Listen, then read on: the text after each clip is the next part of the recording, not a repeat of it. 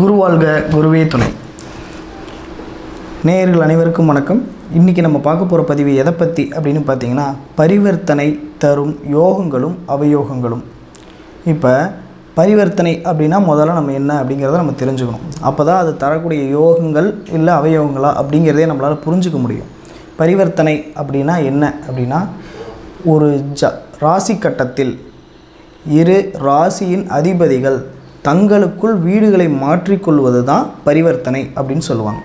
இதற்கு ஒரு எடுத்துக்காட்டு என்ன அப்படின்னு பார்த்தோன்னா, அதாவது மிதுனத்தை ஆட்சி வீடாக கொண்ட புதன் பகவான், அதே போல் ரிஷபத்தை ஆட்சி வீடாக கொண்ட சுக்கிர பகவான். இப்போ இந்த ஜாதக அமைப்பில் பார்க்கும்போது ரிஷபத்தில் புதனும் மிதுனத்தில் சுக்கிரனும் அமைஞ்சிருந்தால் இது ஒரு ராசி பரிவர்த்தனை அப்படிங்கப்படும். அதே போல் இன்னொரு விதமான பரிவர்த்தனைகள் இருக்குது, அது நட்சத்திர பரிவர்த்தனை. அது எப்படி அப்படின்னா, சுக்கிரனுடைய நட்சத்திரம் பரணியில் செவ்வாய் பகவானும், அதே போல் செவ்வாயோட நட்சத்திரமான மிருகசீரிஷத்தில் சுக்கிர பகவானும் அமர்ந்திருந்தால் இது நட்சத்திர பரிவர்த்தனை அப்படிங்கப்படும். இப்போ பரிவர்த்தனை ஒரு ஜாதகத்தில் இருக்குது அப்படின்னா அவங்களோட செயல்பாடுகள் எப்படி இருக்கும் அப்படிங்கிறத அடுத்தது நம்ம தெரிஞ்சுக்கணும். ஒரு ஃபோக்கஸ் அவங்கக்கிட்ட இருக்காது. ஒரு செயலை கையில் எடுத்தால் இன்னொரு செயலை கையில் எடுத்துக்கிட்டு இருப்பாங்க கூடயே சேர்ந்து.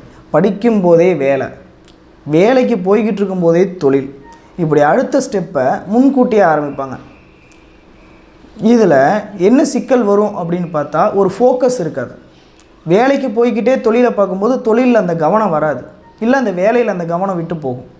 இது நடக்கும். இது முதல் விஷயம். ரெண்டாவது விஷயம், ஒரு பொருளுக்கோ இல்லை ஒரு நபருக்கோ அவங்களுக்கு தர வேண்டிய தகுதி என்ன அப்படின்னு தெரியாமல் இடம் கொடுக்கறது. அதாவது எக்ஸாம்பிளுக்கு சொல்லணும் அப்படின்னா, ஒரு குமஸ்தா வேலை பார்க்கக்கூடிய ஆள் கிளர்க்கு வேலையில் உட்காந்துருப்பார். இது பரிவர்த்தனை தான் செய்யும். அதே போல் மூணாவதாக ஒரு விஷயத்தை செய்யும். ஒரு ஜாதகத்தில் பரிவர்த்தனை இருக்குது அப்படின்னா இன்னொரு விஷயத்தை அவங்களுக்கு கண்டிப்பாக செய்யும். ரொம்ப குறுகிய காலத்தில் ஒரு 2-3 வருஷத்துக்குள்ளே ஃபினான்ஷியலாக திடீர்னு மேலே இருப்பாங்க, அப்படியே சடனாக டவுன் ஆயிடுவார். ஒரு பல லட்சங்கள் கையில் வச்சுக்கிட்டு புழங்கிக்கிட்டு இருக்கக்கூடிய ஒருத்தர் திடீர்னு ஒரு 2-3 வருஷத்துக்குள்ளேயே பல லட்சங்களுக்கு கடன்காரன் ஆயிடுவார்.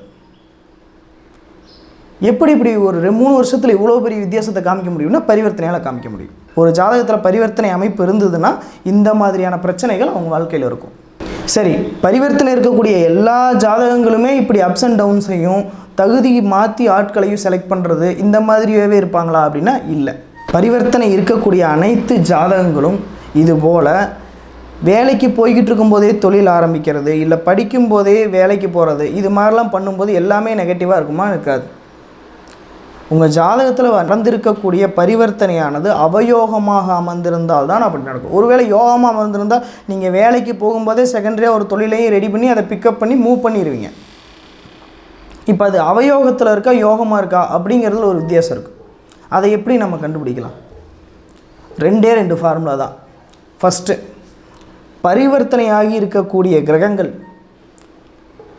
அந்த கிரகங்களோட நட்பு வீட்டில் அல்லது நட்பு கிரகங்களோடு அமர்ந்திருந்தால், பரிவர்த்தனை ஆனதுக்கப்புறம் அமர்ந்திருந்தால் அது ஒரு யோகம், ஒரு யோகமான பரிவர்த்தனை. இல்லை அடுத்தது ஒரு சுப கிரகங்களோடு சேர்ந்து அமர்ந்திருந்தால் அது யோகமான பரிவர்த்தனை. அப்போ அவயோகமான பரிவர்த்தனைனா என்ன? ரொம்ப சிம்பிள். அப்படியே அதுக்கு ஆப்போசிட், பரிவர்த்தனை ஆகக்கூடிய கிரகங்கள் கூட ராகு அல்லது கேது இல்லை அவர்களுடைய பகை கிரகங்கள் அமர்ந்திருந்தால் அது அவயோகத்தை தரக்கூடியது. இப்போ நம்ம கொஞ்சம் நேரத்துக்கு முன்னாடி சொன்னோம் ஒரு எக்ஸாம்பிள், புதன் வீட்டில் சுக்கிரனும் சுக்கிரன் வீட்டில் புதனும், அதாவது மிதுனத்தில் சுக்கிரன், அதே போல் ரிஷபத்தில் புதன்.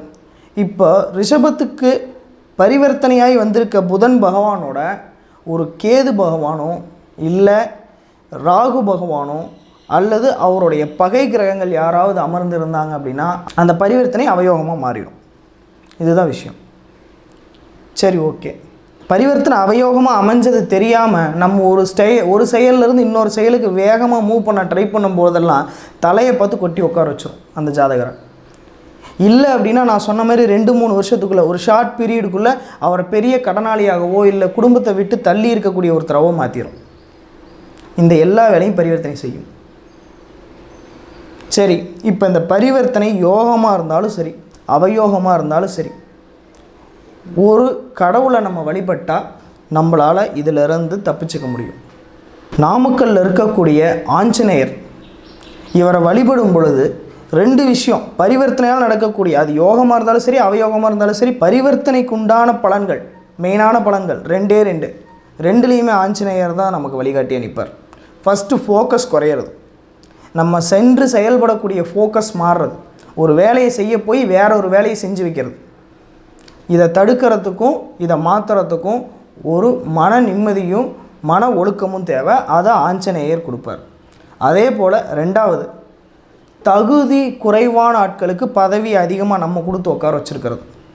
இதுதான் நடக்கும்.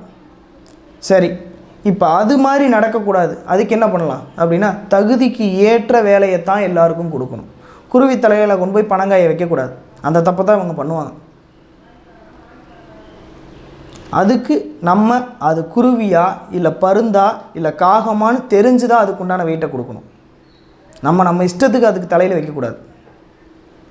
அதையும் ஃபோக்கஸ் கொடுக்கறதுக்கு ஹனுமன் தான் உதவி பண்ணுவார். ராமாயண போர் நடக்கும் பொழுது ஹனுமன் ராமர் கூட இருக்கணுமா இல்லை ராவணன் கூட இருக்கணுமா அப்படிங்கிற கொஸ்டினுக்கு தெளிவான ஒரு முடிவெடுத்தார், தெளிவான தீர்க்கமான முடிவெடுத்தார். ராமரின் தகுதி அறிந்து ராமருடன் நின்றார். அதனால தான் இன்றைக்கி ராமாயணத்தில் ராமர் வெற்றி பெற்றார். பரிவர்த்தனை உள்ளவர்கள், உங்கள் ஜாதகத்தில் பரிவர்த்தனை உள்ளவர்கள் அனைவரும் ஹனுமனை வழிபட உங்களுக்கு தீர்க்கமான தெளிவான முடிவுகளை எடுக்கும் தைரியமும் அந்த முடிவுகளில் துல்லியமும் கிடைக்கும். இதே போல் ஜோதிடம் சார்ந்த ஆன்மீகம் சார்ந்த பல பதிவுகளை இந்த சேனலில் தொடர்ந்து நம்ம பார்க்க இருக்கோம். இதை தொடர்ந்து பார்க்குறதுக்கு சேனலை சப்ஸ்கிரைப் பண்ணிக்கோங்க, பெல் பட்டனையும் கிளிக் பண்ணிக்கோங்க. மிக்க நன்றி, வணக்கம்.